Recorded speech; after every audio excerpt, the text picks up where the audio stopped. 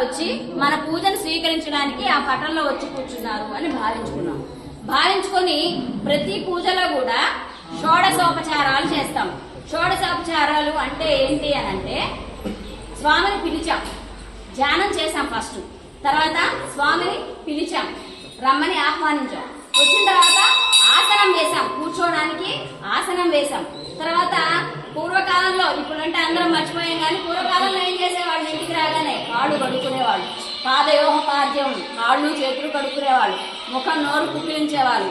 పాదయోహపాద్యం హస్తయోహార్ఘ్యం ముఖే ఆచరణీయం. అయిన తర్వాత ఏదో కాఫీ లాంటి స్నాక్స్ ఇస్తాం కదా మనం ఇంట్లోకి, ఎవరైనా గెస్ట్ వస్తే, అలాంటిది దేవదేవుడే వచ్చాడు. అలాగా పాదయోపాద్యం హస్తయోహార్ఘ్యం ఇచ్చిన తర్వాత మధుపర్కం అని చిన్న ఏదో అవసరార్థం చిన్న బెల్లం ముక్క నైవేద్యం పెడతాం.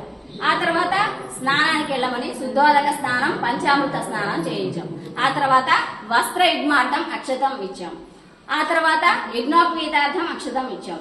తర్వాత అధాంగ పూజ అంటే పాదముల నుంచి శిరస్సు వరకు మొత్తం సర్వాంగాలకు ఒక్కొక్క పేరుతో, నాయనా నువ్వు విష్ణుదేవుడివి, నీ పాదాలకు నమస్కారం, నాయనా నువ్వు సత్యదేవుడివి, నీ మోకాలికి నమస్కారం, నాయనా నువ్వు పరమాత్ముడివి, నీ తలకు నమస్కారం, అట్లా ప్రతి ఒక్క అంగానికి ఒక్కొక్క నామం చెప్తూ పూజ చేయడం అధాంగ పూజ. అది ఒక షోడశోపచార పూజలో ఒక పూజ. ఆ తర్వాత విష్ణు సహస్రం చేయలేదు, అష్టోత్తర శతనామ పూజతోటి మన దగ్గర మనకు అవైలబిలిటీలో ఉన్నటువంటి ద్రవ్యాలతోటి, ఇక్కడ మనం ఎంత మాత్రం ద్రవ్యాలు ఎక్కువ పెట్టేసామా, ఎక్కువ ద్రవ్యాలు అంటే పూజకు మనం ఉపయోగించే వస్తువులు ఎక్కువ భారీగా పెట్టామా తక్కువగా పెట్టామా ఇంత స్వామి చూడదు.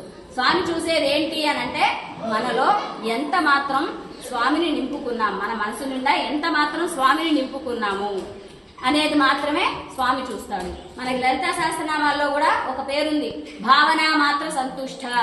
అంటే ఆ జగన్మాతను భావించినంత మాత్రం చేతనే సంతుష్టురాలయ్యి నా బిడ్డవి నువ్వు అని దగ్గరకు తీసుకుంటుంది.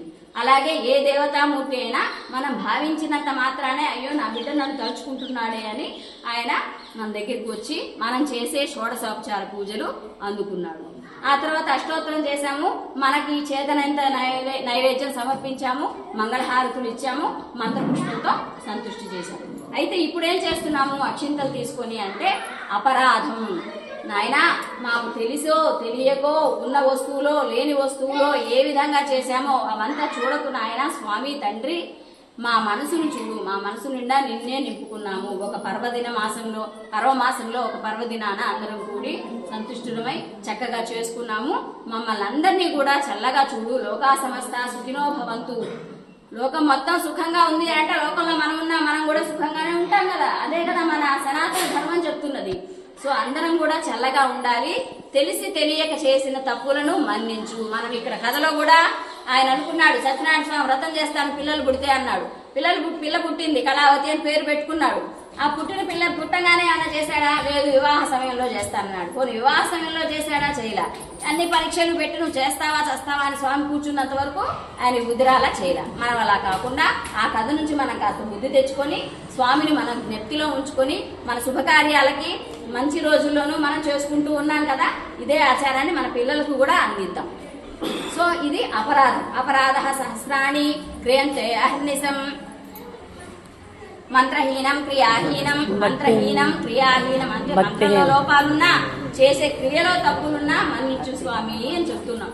మంత్రహీనం క్రియాహీనం అపరాధ